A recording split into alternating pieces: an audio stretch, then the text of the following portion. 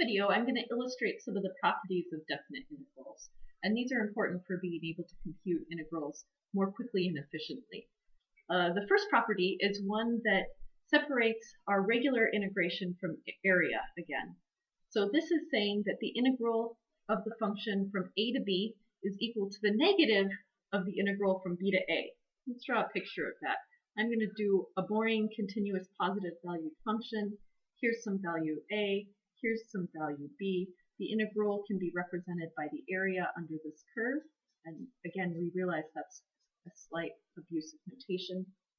But this is saying that if I start at an x value of a and move to an x value of b, that's what this integral value is. Whereas this one, I'm moving backwards, but I'm starting at an x value of b and moving backwards to an x value of a. And that's why we represent this as negative integration. You could see a real-world example of thinking of this as maybe a velocity curve, and you're thinking of the sum of your velocities from time 1 to time 3. Well, if you were moving backwards in time, the sum of your velocities from time 3 to time 1, it might make sense that you would represent that total distance as a negative distance traveled. So that's the way that I like to think about it. If I move backwards, it'll give me a negative value for this integral. The next property is something that is sort of obvious, that if I have an integral of a function that starts and ends at the same place, these are the bounds on my definite integral, if they're exactly equal to a, that means that this integral is going to be equal to 0. That one way to visualize this is that when I'm thinking of summing up all of the rectangles to be able to create my Riemann integral, there are no rectangles in here because this has 0 width. So you start with rectangles of 0 width. So of course this would be an integral of 0. The next property, let's move up where you can see it better. The integral from a to b of c is equal to this messy thing. This is actually much, much easier than what you think it is. C is a constant that says that my function, here's my constant function, f of x is exactly equal to c. It means I have a constant height along here. And so as I integrate from a to b, what is my integral going to be? Well, it's going to be b minus a, which is the distance from b to a, which is the base of this, times c, which is the height of your constant function. This is really just length times height. So it's exactly what you would expect. There's another way to visualize this, though. Let's say c is my constant and c is a negative value. And let's say, so here's a to b and c is down here. Let's say that c is equal to negative 3. Is my constant y value is negative 3. Again, you end up with the same thing. Because this lies below the x-axis, this is a negative function value, and I would still get b minus a is this distance here, and then c is going to be negative 3, which means that this integral would end up with a negative value, which is what you would want, something that differentiates it from area. You don't want just a strict area here. You want these functional values to be equal to negative 3, giving you a negative value for your integral. There are a couple more properties. This one looks long and messy, but it's actually pretty straightforward. If I have the integral from a to b of some function plus another function, I can separate those functions out. And we could go back to our picture of rectangles to understand why this is the case without taking the limit. If I have some function f, say this is my f function, f of x, and I have some g function that I'm adding on top of it.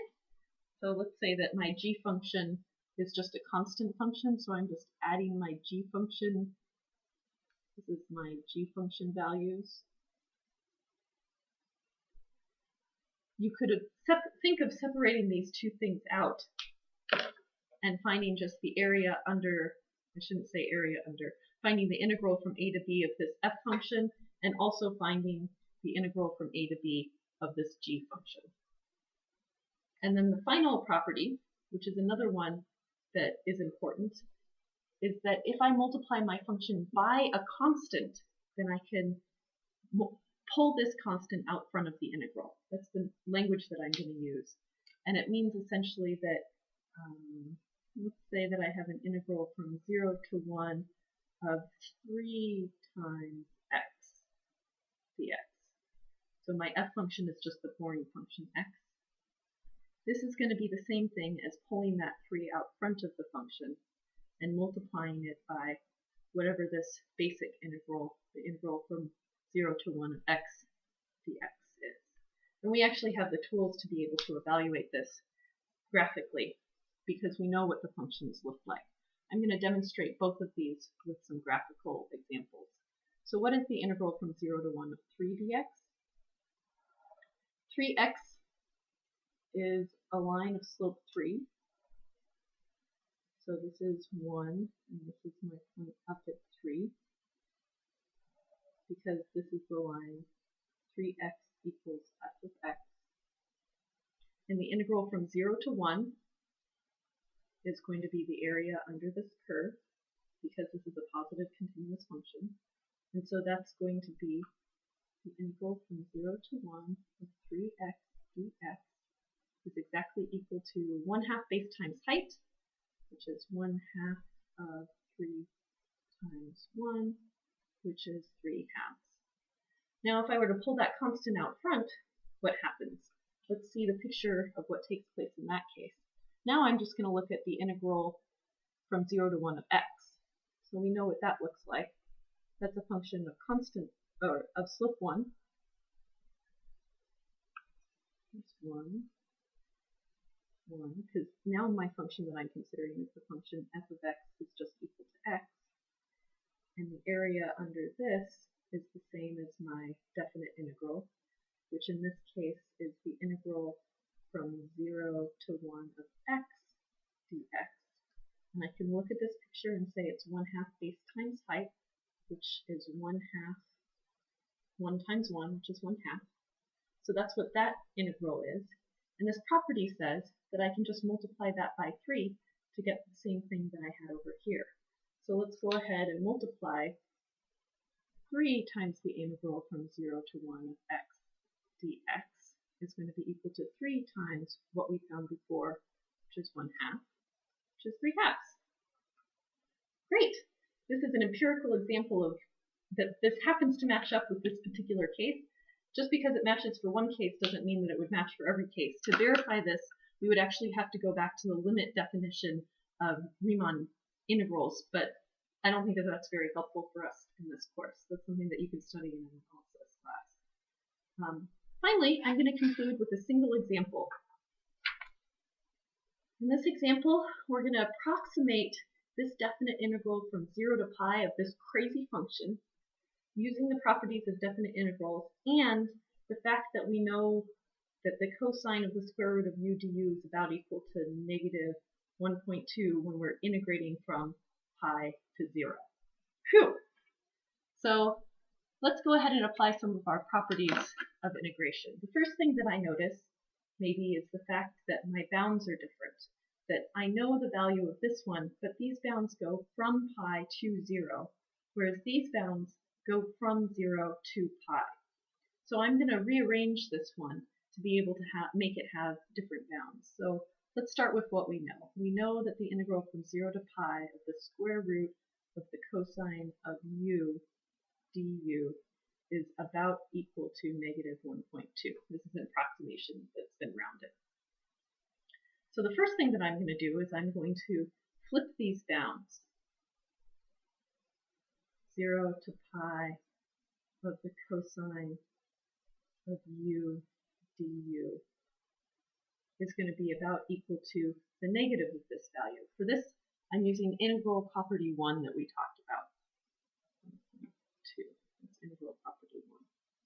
That when I flip the bounds, I get the negative value for the integral. And this looks a little better to me because typically we have a lower bound on the bottom and the upper bound on the top.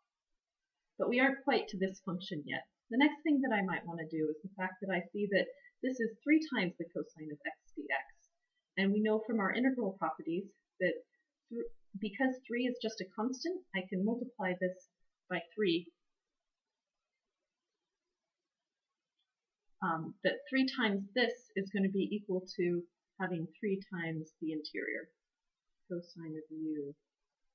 Whoops, this shouldn't be under the square root. Sorry, that's an error. I want that outside of the square root.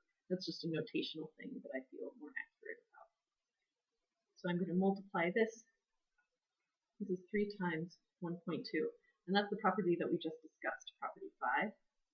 Finally, this looks very similar to this, only my variable is different. In my original problem, I wanted to look at the cosine of x dx, whereas here I have a different variable. It turns out this variable doesn't matter. As long as my du matches whatever the variable is in my integral function, I can